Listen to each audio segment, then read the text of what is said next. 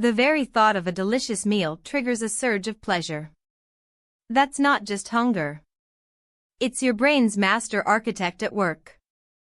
Imagine a hidden blueprint. It guides your every pursuit. This blueprint orchestrates your desires. It fuels your motivation. It even shapes your daily choices. We're talking about dopamine. It's often called the feel-good chemical. But that's a vast oversimplification. Dopamine is far more complex. It's the linchpin of your brain's reward system. This system is ancient. It evolved to keep us alive. It pushed us to find food. It encouraged social bonding. It drove us to reproduce. Think of it as your internal motivation engine. It fires up when you anticipate something good. It's not just about pleasure itself. It's about the pursuit of pleasure. This distinction is crucial. It explains why we often crave the journey. We crave the anticipation. We crave the striving. It's the promise of reward. That promise is incredibly powerful. This system is constantly learning. It updates its predictions. It refines its strategies. It's always seeking more. More of what works. More of what feels rewarding. But what happens when this system goes awry? What happens when the pursuit becomes a compulsion? That's where the story gets truly fascinating. It's where we understand ourselves better. It's where we can reclaim control. Consider the simple act of checking your phone. A notification pops up. Your brain lights up. A tiny spark of anticipation. Will it be a message from a friend? A funny meme? An important update? This uncertainty is key. It's the very fuel for dopamine release. The brain doesn't need the reward itself. It needs the possibility of reward. This is the core of the dopamine loop. It's a cycle of seeking, anticipating, and receiving. Or sometimes, not receiving. And that sometimes not is what keeps us coming back. It's the variable reward. Think of a slot machine. You pull the lever. You don't know if you'll win.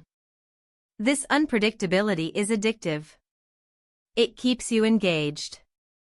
It keeps you playing. Your brain is wired for this. It's a survival mechanism. In the wild, uncertainty meant opportunity. Or danger.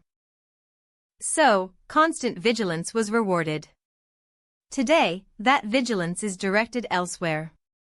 It's directed towards our screens. Towards social media. Towards endless scrolling.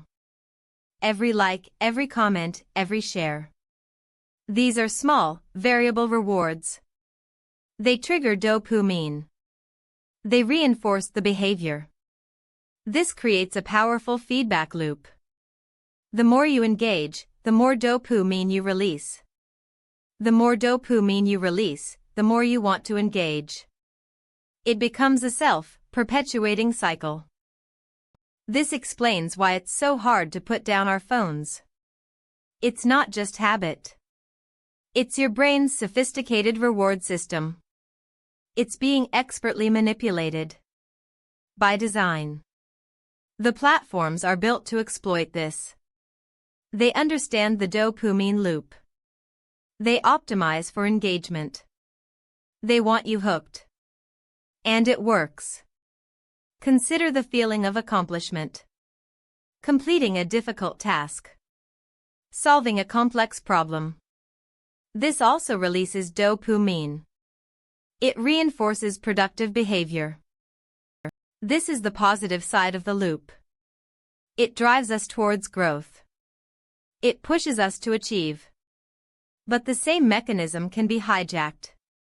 For less constructive pursuits. Think about procrastination. You know you should be working. But a quick break feels more appealing. That short break offers immediate, albeit small, rewards. checking social media, watching a short video. These provide a dopamine hit. They temporarily alleviate the discomfort of the task. This is a short-term gain. It comes at a long-term cost. The task remains undone. The stress increases. But that immediate dopamine surge is compelling. It hijacks your decision-making. It overrides your long-term goals. So, how do we harness this power? How do we use dopamine to our advantage? It starts with understanding the mechanism. We need to be mindful of the triggers. What prompts dopamine release in your life? Is it healthy? Or is it detrimental? We can consciously choose activities. Activities that provide a more sustainable reward. Activities that align with our goals. For example, learning a new skill. The initial stages are challenging. But as you progress, you experience small wins. Each step forward is a reward. It releases dopamine. It reinforces the learning process. This creates a positive feedback loop. A loop that builds competence. A loop that fosters growth. Another example, exercise. The immediate feeling after a workout. The endorphins are famous.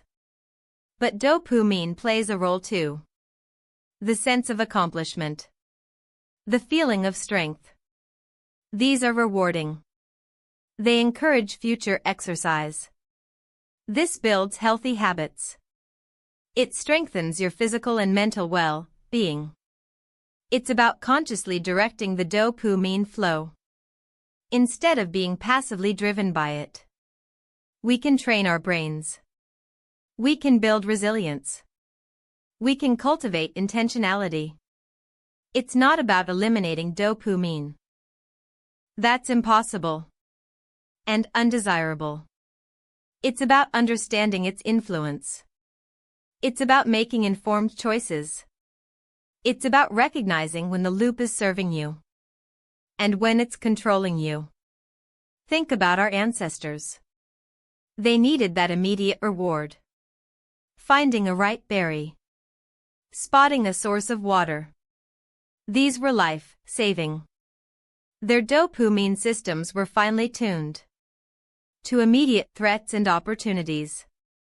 Our modern environment is different. The rewards are often delayed. Or virtual. Or designed to be addictive. This mismatch creates challenges. It can lead to addiction. To burnout. To dissatisfaction. Because the brain is still seeking that primal reward. But the modern world often fails to provide it. In a healthy, sustainable way. So, what can we do? We can practice delayed gratification. We can resist the immediate dopamine hit. For a larger, more meaningful reward later. This strengthens our prefrontal cortex. The part of the brain responsible for planning and impulse control. This is a skill. It can be developed. It takes practice. But the rewards are immense. Greater focus. Better decision-making. Increased self-control. We can also cultivate gratitude. Actively appreciating what we have. This shifts our focus. From seeking more. To valuing what is present. Gratitude itself can trigger dopamine. But in a way that promotes contentment. Not compulsion. It's a subtle but profound difference. It's about rewiring our internal reward system. To prioritize long-term well-being. Over fleeting gratification. Consider the power of novelty. Our brains are drawn to new experiences. New information. New challenges. This is dopamine's way of encouraging exploration. Learning. Adaptation. We can intentionally incorporate novelty into